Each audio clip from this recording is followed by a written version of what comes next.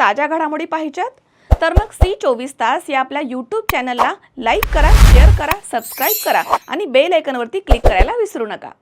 राज्य मंत्रिमंडळाच्या विशेष बैठकीमध्ये मंजूर करण्यात आलेल्या तब्बल 829 कोटी रुपयांच्या तीर्थक्षेत्र माहुरगड विकास आराखड्यामधील विकास कामं लवकरच मार्गी लावणार असल्याची माहिती पालकमंत्री अतुल सावे यांनी दिली आहे। काम सुरू करण्यापूर्वी या आराखड्यामधील त्रुटी आणि अडचणी पुढील महिन्यामध्ये विभागनिहाय प्रमुखांची आढावा बैठक घेऊन सोडवण्यात येणार आहे, असं पत्रकार परिषदेमध्ये म्हटलंय।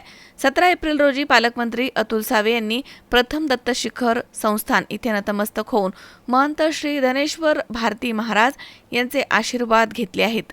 त्यानंतर श्री रेणुका मातेचे दर्शन घेतल्यानंतर विश्रामगृह इथे आयोजित तीर्थक्षेत्र विकास आराखडा या संदर्भात सर्व विभाग प्रमुखांची आढावा बैठक संपन्न झाली।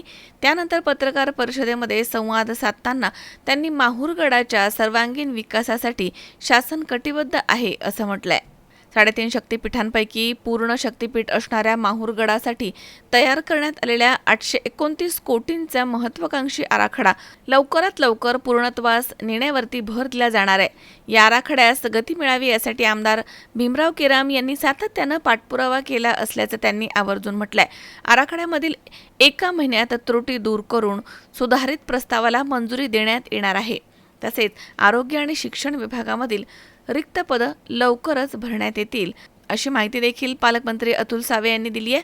या प्रसंगी आमदार भीमराव केराम, जिल्हाधिकारी राहुल कर्डिले, जिल्हा पोलीस अधीक्षक अविनाश कुमार, सहाय्यक जिल्हाधिकारी जेनित चंद्रा दोंतुल्ला तसेच अप्पर पोलीस अधीक्षक अर्चना पाटील, तहसीलदार अभिजित जगताप, उपविभागीय पोलीस अधिकारी किरण कुमार भोंडवे तसेच गटविकास अधिकारी ज्ञानेश्वर टाकरस, वनपरिक्षेत्र अधिकारी रोहित जाधव तसेच मुख्याधिकारी विवेक कांदे, सार्वजनिक बांधकाम विभागाचे साहेबराव भिसे, पुरातत्व विभागाच्या आरती आळे यांच्यासह इतर विभागांचे प्रमुख अधिकारी यांची या ठिकाणी उपस्थिती होती। मजहर शेख, C24 नांदेड।